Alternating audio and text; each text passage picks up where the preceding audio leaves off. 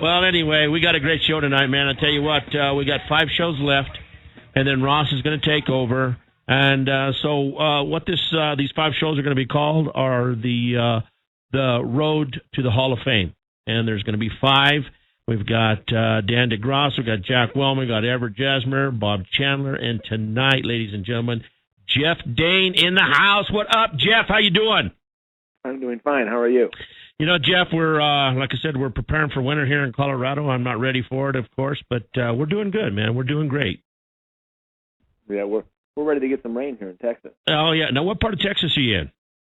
We're up about 12 miles south of the Oklahoma border by Sherman, Texas. Okay, I spent about 9 years in Amarillo and around in that area, so I didn't know exactly where you were compared to that or anything like that. Yeah, we're about 60 miles northeast of Dallas. Okay. All right.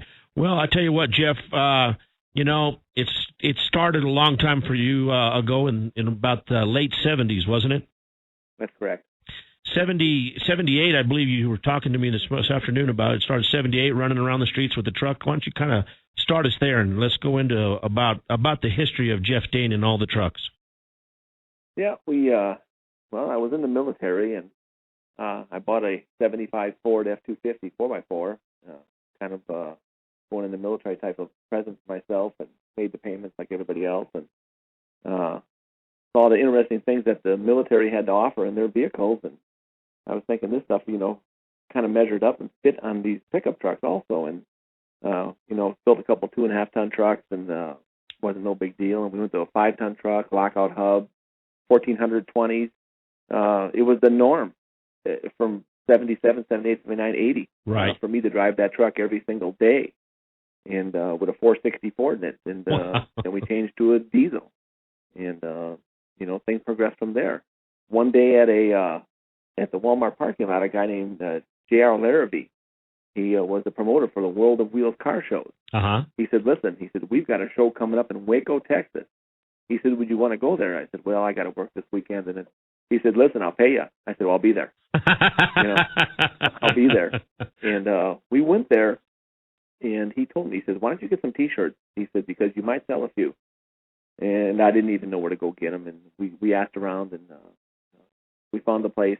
They made us 100 T-shirts. They sold out in 15 minutes when the doors opened. My God. And I thought, what am I missing here? Right, exactly. Exactly. Lights were flashing all over the place, weren't they? Oh, it was crazy. It was absolutely crazy. And, when we left when I got out of the military, and that was February 8th, 1980, I drove that truck with a trailer with another truck on it, hitched to it with the 1420s, 5 tons diesel, drove it all the way from Texas to Germantown, Wisconsin. Wow. And I still got 15 miles to the gallon. That's pretty good. You know what? That's not bad at all. Not bad at all, pulling that kind of weight, moving that kind of mass. Oh, yeah.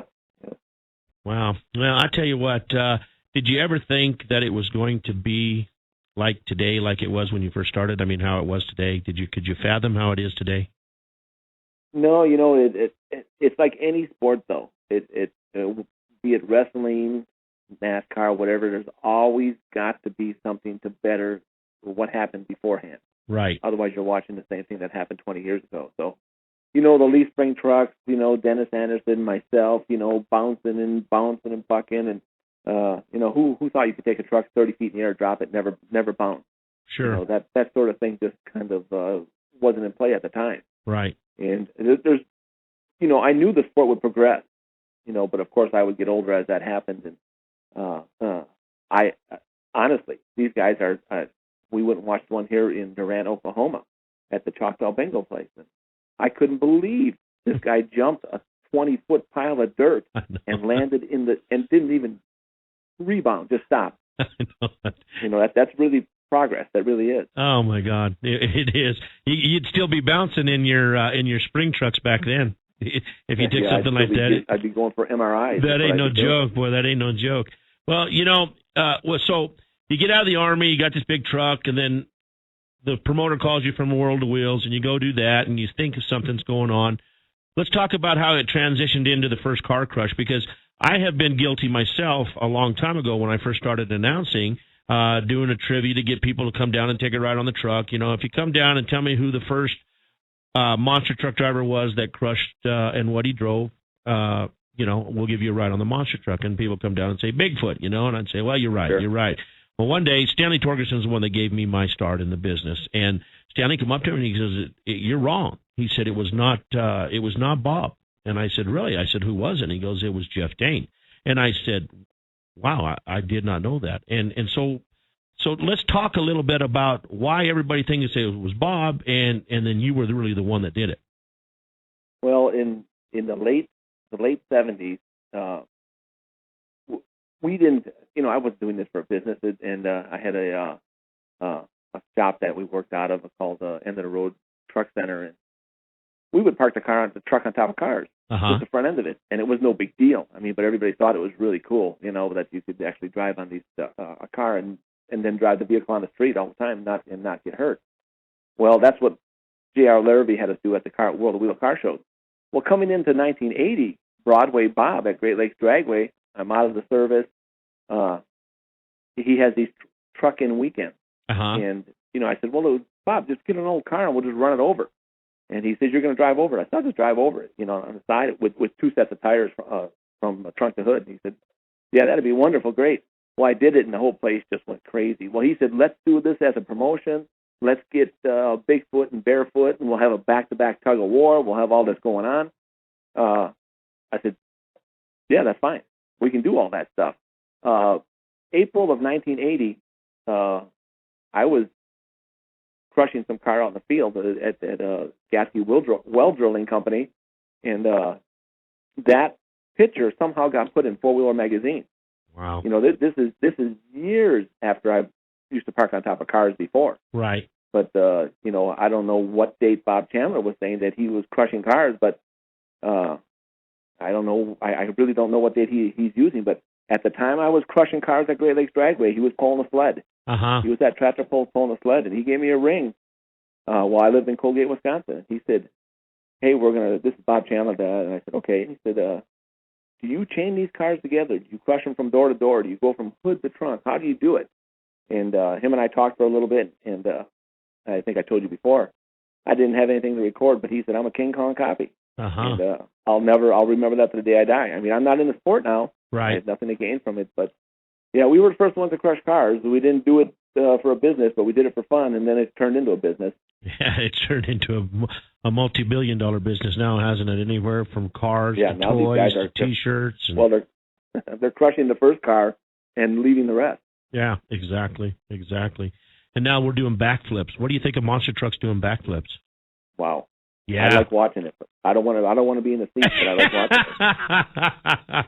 I'm kind of like you, my brother. I'm kind of like you. I want to sit back and watch him do it all the time, but I don't want to be in that seat, man.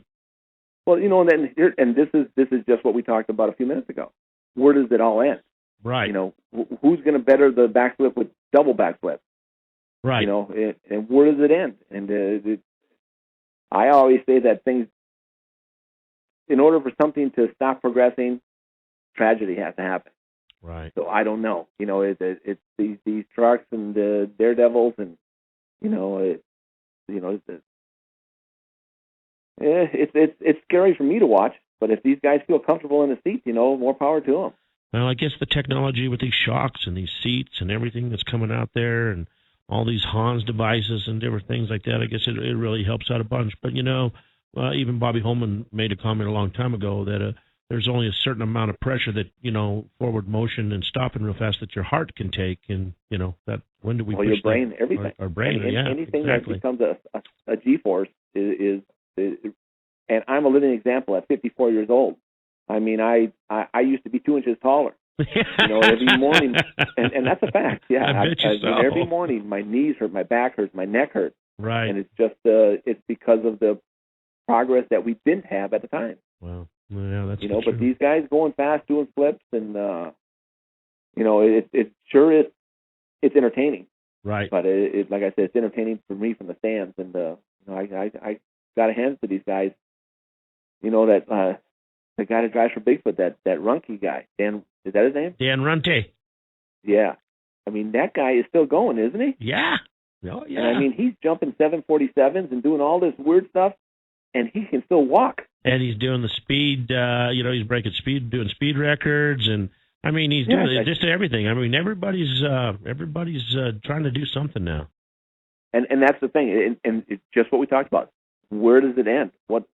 How does this thing progress to a sport where it's just, this is what we got to do. We got to try to beat this type of goal, but we can't keep upping the sport. Where does it all end?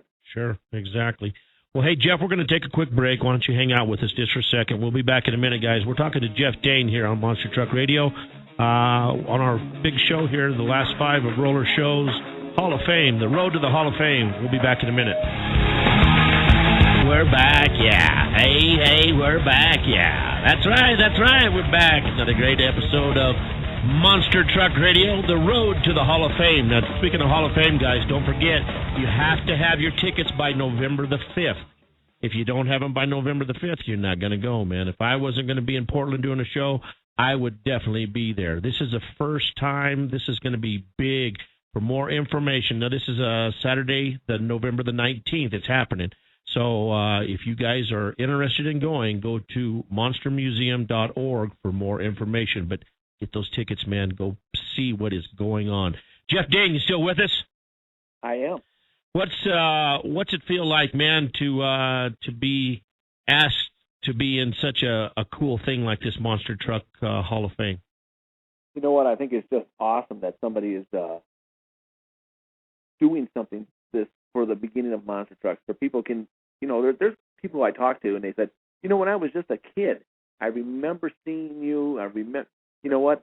To put this in a building where people can see exactly what happened, how this progressed, where this started, what we had to go through, and how this whole sport progressed.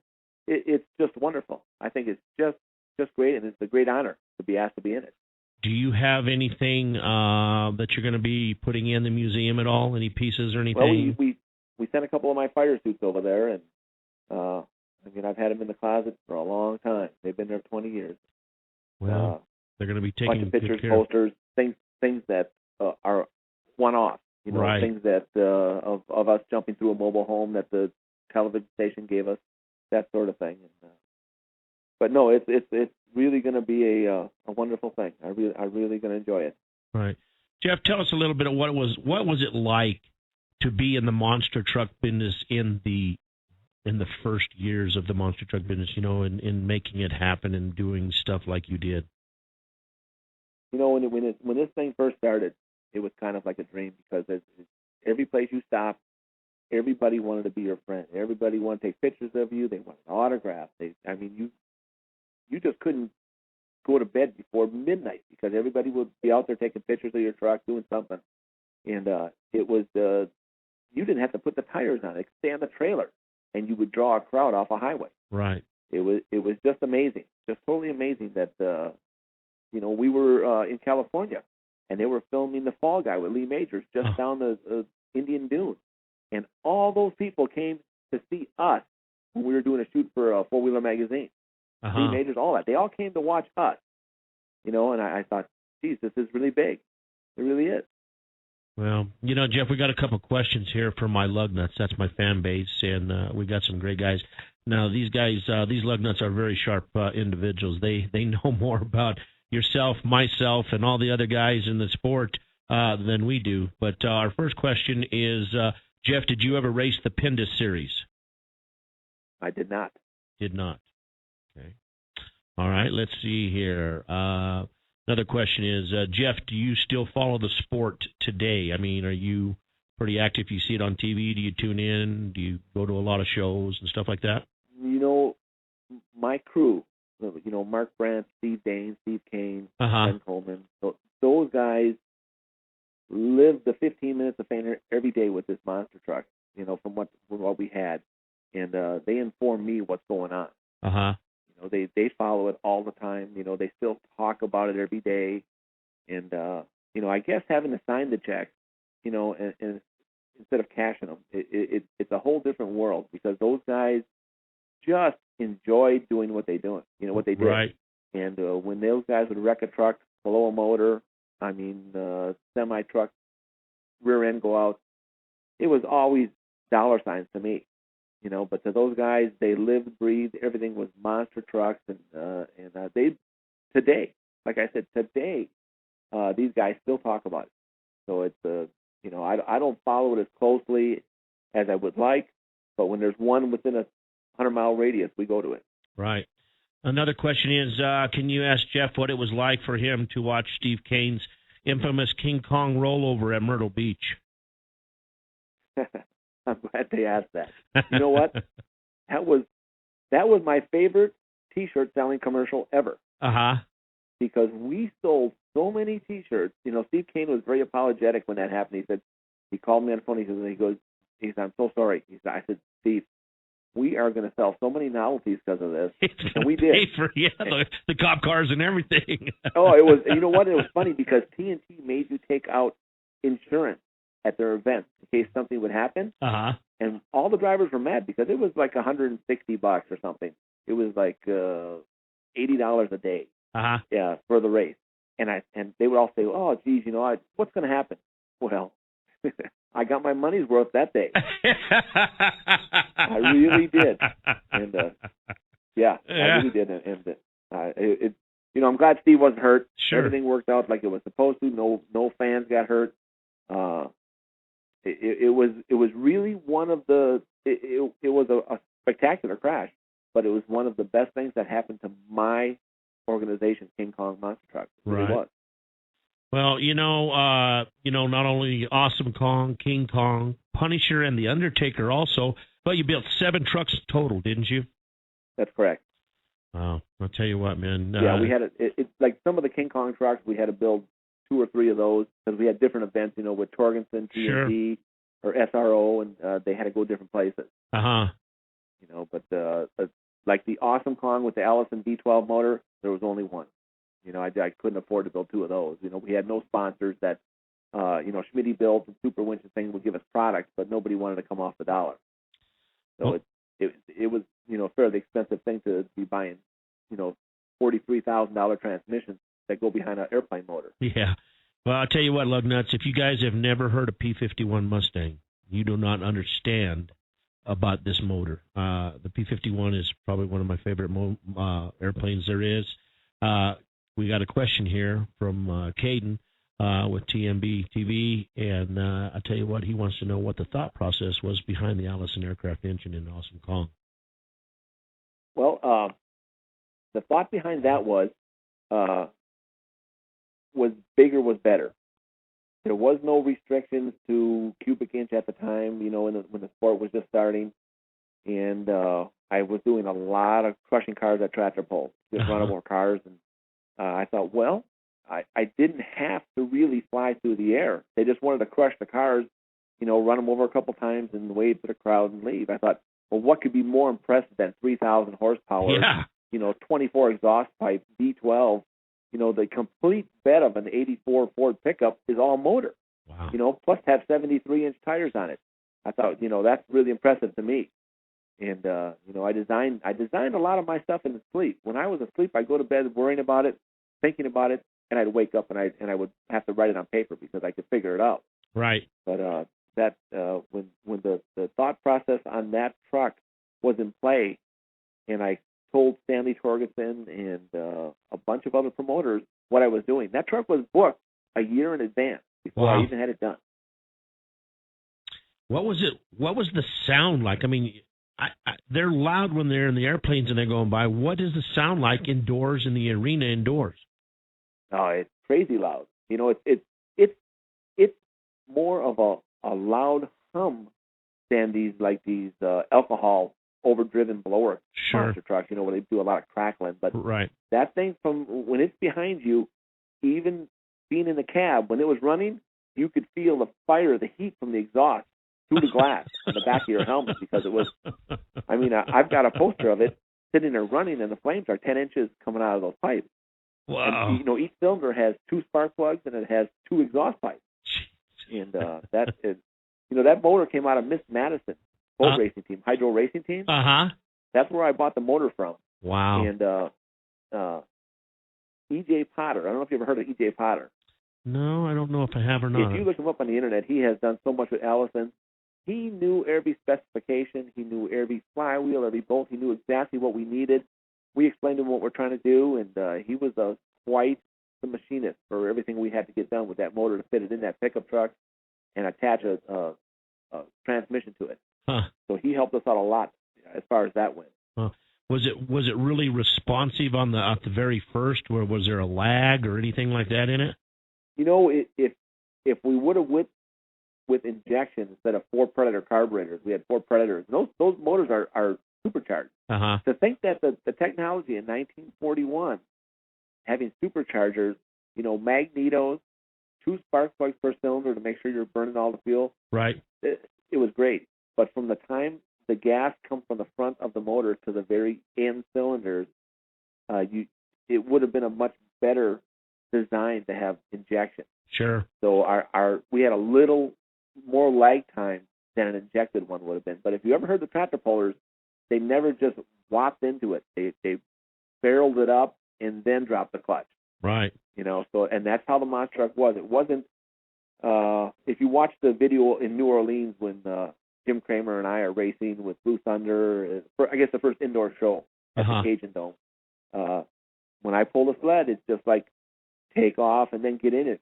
You know, we were always worried if you would have really nailed that thing, that something's going to twist off.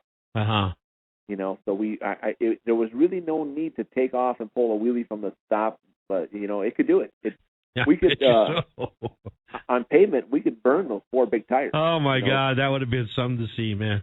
That would have been something to see. Ed Beckley's on here, and Ed said that E.J. Potter was a motorcycle drag racer with a Chevy-powered motorcycle also. He was. He was a design maniac. He would come up with some things. Like I said, you got to read up on him because he's really an interesting guy. He really is, and the guy never got his due, I don't think, because he can design and you tell him what you want, and he'll build it. And he was, I believe, the first one to put the V8 Chevy on a motorcycle. And he would do a quarter-mile burnout with it at shows. Right.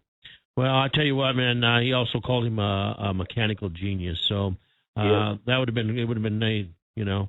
So, but I tell you what, man, we're gonna have to take another break. I told you this goes fast, dude. It really does. And I know this could be an easy 2-hour show, but hang with us. We'll be right back, guys. We're talking to Jeff Dane, and we're talking monster trucks. When we get back, we're gonna talk a little bit more about monster trucks, and then some more about monster trucks. So.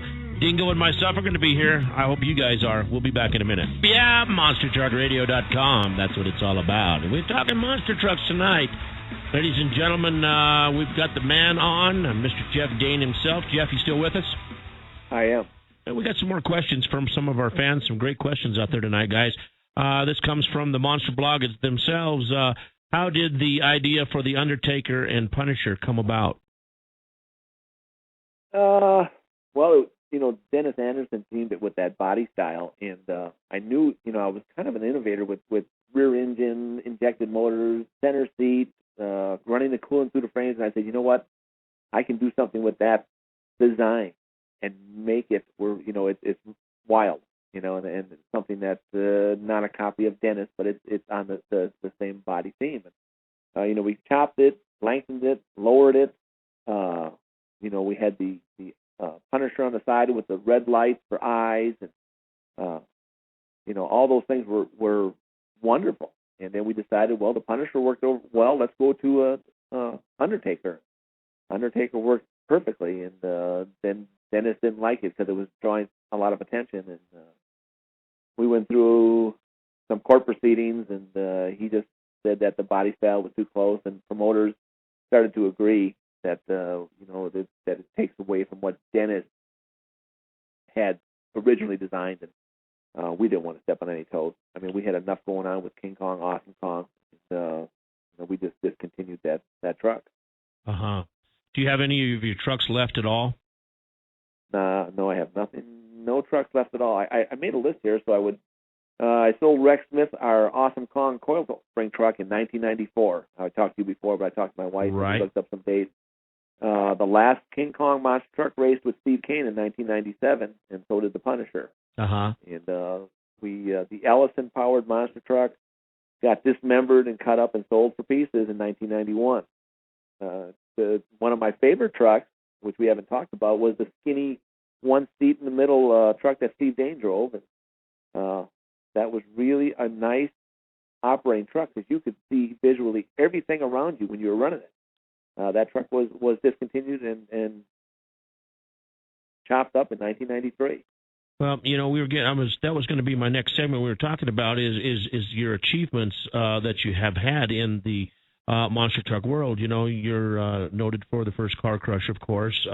Also, guys, he's noted for first rear engine, driver's seat that sits in the center of the truck, pulley system that flows through the frame, and the roll cage, and the first one to ever run over cars at a motorsports event in front of a crowd.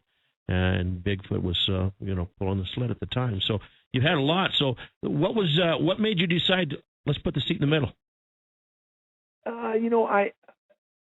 When I was watching mini sprints on the circle track, every time those open wheel cars hit something, it seemed like the arms were frailing out the windows when those trucks flipped. And I thought, you know what, there's a lot more protection if we get a little bit of metal around each side of us. And and of course the monster trucks rolled, and right. There was no arm restraints. And first thing was safety. I didn't want anybody getting hurt in this thing. My brothers and all my friends are involved here, and I said, let's put them in the center. It's the safest place to be. Right. And that's how that started, to be in the center. And my brother had said, is there any rule that says we can't make a truck skinny? And I said, no. I said, but the thing with the skinny truck, I said, you're bringing the roll cage up to your shoulders again. Well, we put nets in it, nets like NASCAR's have. Right. So if it did roll, which he never did, he was a wonderful driver. If it did roll, that it would keep him, in the safety area. Uh-huh. When was it that you finally realized that, what, I'm out of the sport? I know I am. What day was that when, like after you started selling stuff off and stuff like that? Back in '94, when I moved from Killeen up to this area up here by Sherman, Texas. Uh-huh. I broke my back twice and shattered my arm. The promoters started taking what I thought was icing on the cake. They were taking 10% of the novelties, and it was 20, 30, 40. It got to be 55%. They would take 55% of your novelties that you sold. Wow. At that point in time, there was other things out there for me to do. And of course, everybody who worked for me always had their hand out. They wanted more and more and more, and I understood. They were going on with their life and having families and kids. I didn't see an end to a means, so I just had to call it quits right then. Uh-huh. Well, we got a caller on the line. We also take live callers, so let's find out who we got on the line. Go ahead, caller. Who's on the line? Hey, Jeff? Yeah. Yes. This is Beckley with Checkered Flag. Hello, Big Ed. How are you doing tonight? Hey, man, Hey, Ed, rocking Beckley. out, watching you guys finishing up some stuff. I just want to ask Jeff, Dane, probably one of the coolest things I've ever seen was that photo you did in the graveyard. Tell us about that thing, how that come about. What a promo picture, man. It was awesome. The one in are you talking about the graveyard? Yeah. Those Ed, come on, you're a promoter. Those were styrofoam tombstones. No, I know that, but people, these guys that are listening, most of them have ever not seen that photo. I mean, that was awesome. That you did that in a studio, or where did you do that at? We actually did that in a farmer's field. That he's about a mile away from where I live, and the coffin that was there in that field was an ice cooler out of a nightclub. Wow. Yeah, it was really a neat deal, and that was really a nice. I actually still have some of those posters left because that was my biggest selling poster. Oh, and, it was awesome. Who took that we photo? really enjoyed it, and that was just planning that and getting it together and having everybody come together and make it happen was really a lot of fun. It really was an all-out effort for everybody to get this done. And you know how it is, Ed, with monster trucks. I mean, it's hurry up and get there, do this, do that. For me to put that truck down for 2 or 3 days to set this up was just mind-numbing. No, I know. Just the logistics That's what I'm of saying. taking It was, nobody did anything like that back then. A promo photo before had a guy with a T-shirt, or something like that on it, and you were all get up. Why don't you describe that photo? Because I don't think Roller, you never seen this. No, I never have. Oh, it's freaking awesome, to put it plainly. Jeff Dane, tell us what that photo was, so everybody gets the gist of it. It was just getting dark, and we had incandescent lighting behind the truck, up underneath the tires, back behind some weeping willow trees, one inside the coffin. We had a mask on, and that grew in the dark, and the Undertaker was sitting on top of the casket, and there was little tombstones all out in the field that said "You're next," and then it said Bigfoot and Barefoot and Gravedigger, all these on the tombstones, and the truck was in the background with light and smoke coming out of it. We had a very lightly smoked, and the eyes were lit up on the truck, and wow. It was a nice photo. It really was. You probably made more off of that photo than what you did off of your T-shirts, did you? Well, and photos were cheap to make, so it's 22 by 27 That's poster. what I'm saying. Yeah, we sold a lot. We had a lot of reprint on that one poster, a lot. So, did you ever hear from Dennis about that photo and about that day? No. I think that that photo kind of was out of the realm. He wasn't really so excited about what I did away from events he wasn't at. He was mad when I show up at events he was at, because he was, when everybody else gathered their novelties up and left, he was still counting.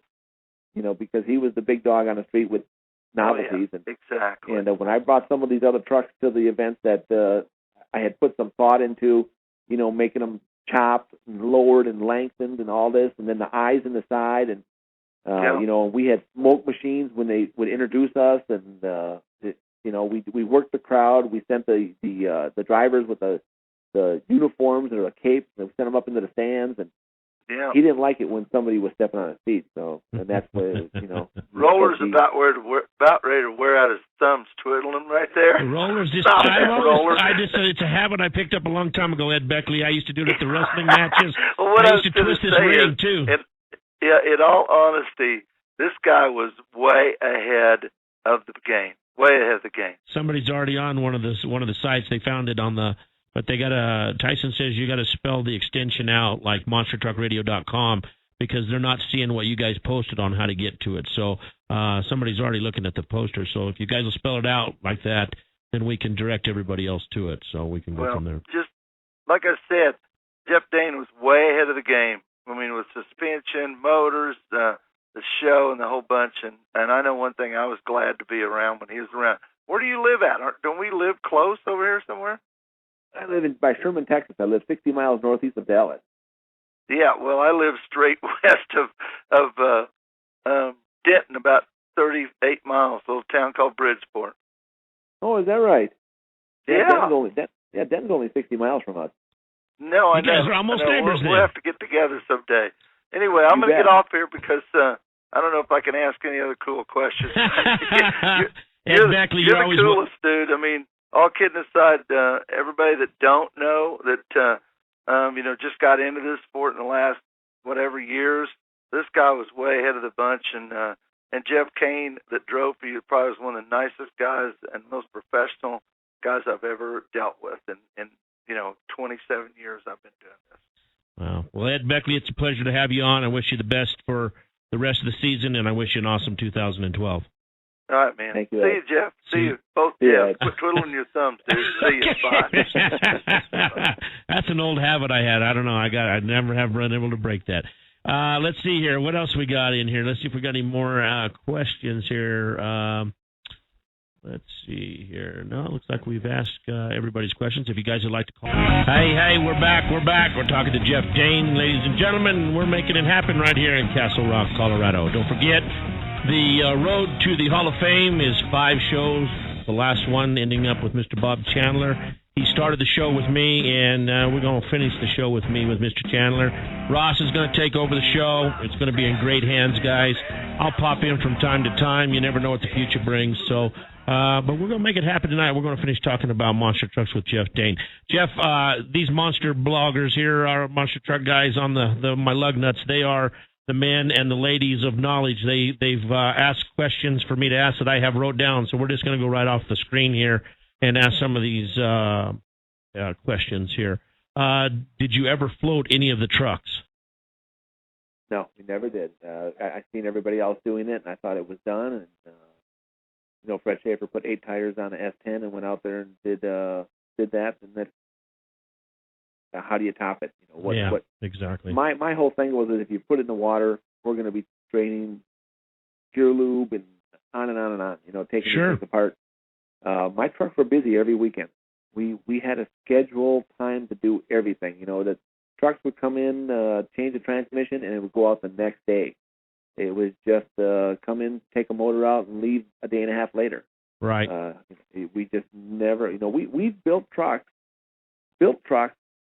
started them up, drove them on the trailer, and went to the shows. Never even put the 66s on them or tried them because we were on such a tight schedule. Wow. At the time, monster trucks,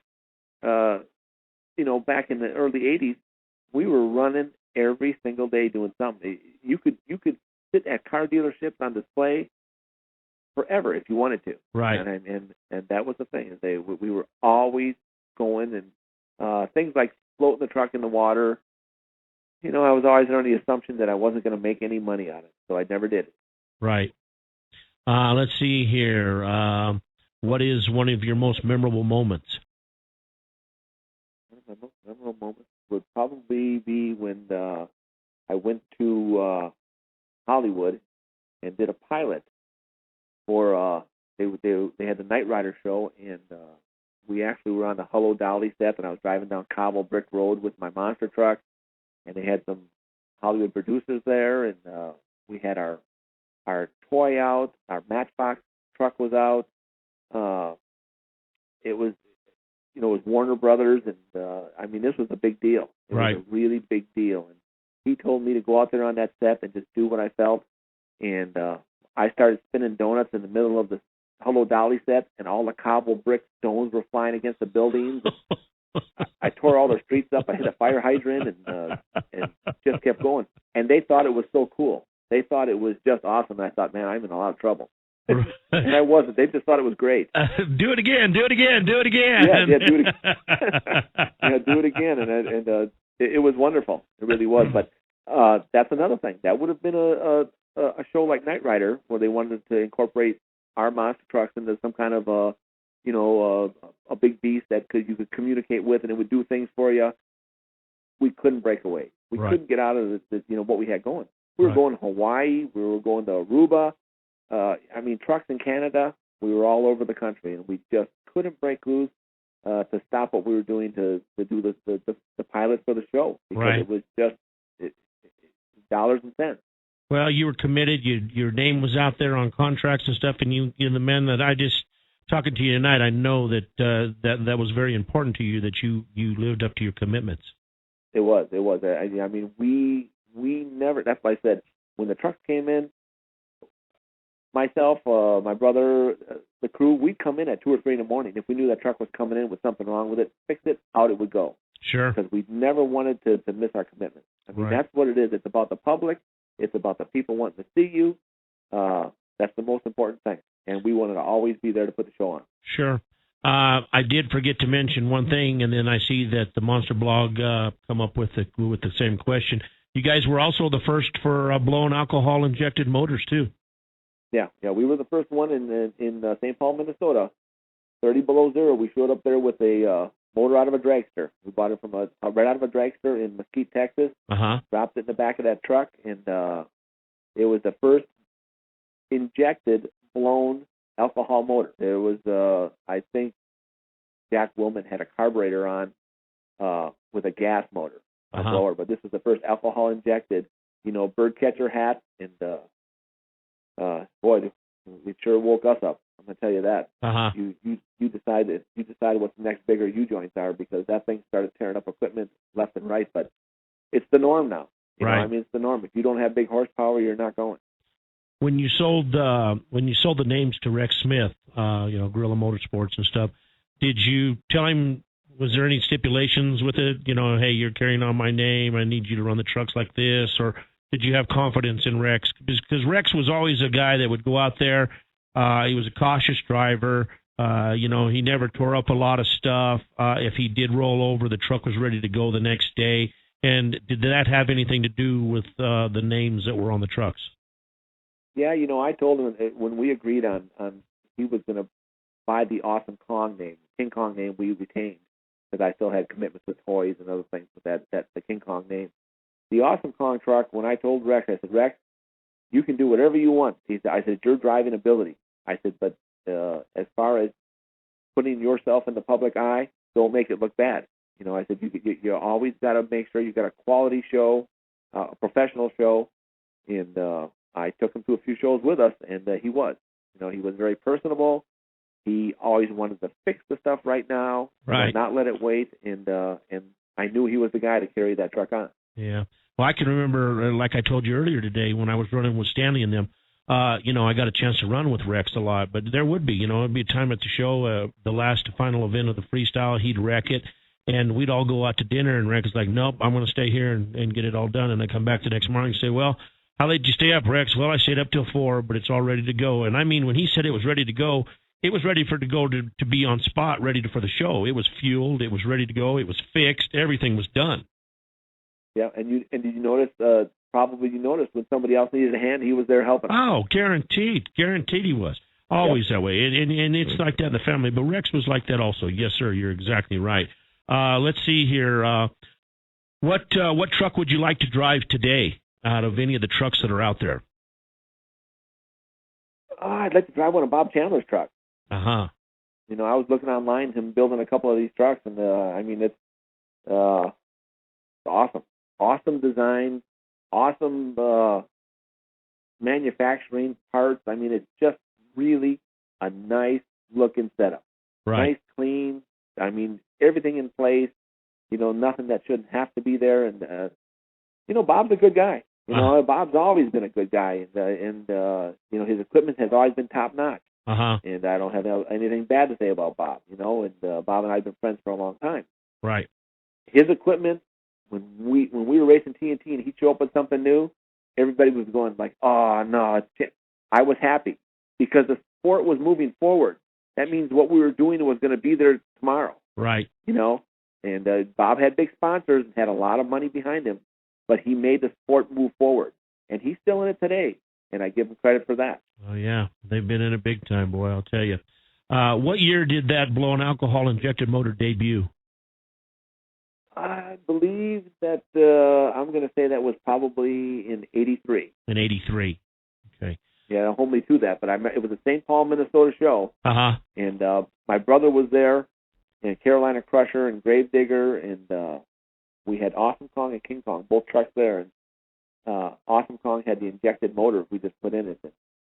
That thing was loud. There was nothing like it that sounded like that in that arena. Oh, I still have videotapes of it. It was just deafening. It was so loud. Who were your favorite competitors back in your day? Oh, I liked Gary Porter. I liked Dennis Anderson. When Dennis would be at the show, we always had a good time. Always had laughs, always talked about what's going on. And, when he started having hired guns to drive the truck, they started getting the big head and they didn't want to talk to you. But when the original owners of the truck showed up, those were my favorite shows to go to. Right. I just loved it when, Dennis would be there or Gary Porter or Scott Stevens. They all show up. It was just, it was like old friends. We were always there. Well, Jeff Dane, I tell you what, man, I know I got another hour's worth of questions, but an hour goes by fast. I really appreciate everything you've done for us in the sport, and I also appreciate you taking the time out of your busy day to hang out with us here on Monster Truck Radio, man. This is going to be one of my most memorable shows, and I really do appreciate it, man. I look forward to meeting you someday. Maybe we'll be at a race somewhere, and tonight I'm going to do some victory roller donuts just in the name of you, man. I'm going to do them for you, buddy, tonight. So I appreciate you hanging out with us, and you know what? We'll try to get you back on at another later time, and we'll talk about the ceremony and stuff. Don't forget, guys, get those tickets before November the 5th, and it's November 19th at the Monster Truck Hall of Fame. It's the first upcoming inductees, so you guys got to be there. Mr. Jeff Dane's going to be one of them. Congratulations, sir, and thank you for everything you've done for our sport. Thank you. I'd like to say thank you to Steve Cook and Steve Hurd for putting this whole thing together, and I'm really appreciative, and I'm humbled by what's going on. There you go, buddy. All right, man. Well, it's Roller Donuts time. It's going to be Roller Donuts time, King Kong style, baby. So we'll see you next week, guys. Don't forget the Late Night Meltdown. Just getting ready to say that, yeah. Randy Reeman's up next, and Late Night Meltdown after that. Make sure you pay attention to those shows, guys. Great shows coming up, and we're ready to go. Dan DeGrasso on next week, man, so we'll be back. Rollers out of here. See ya. Bye.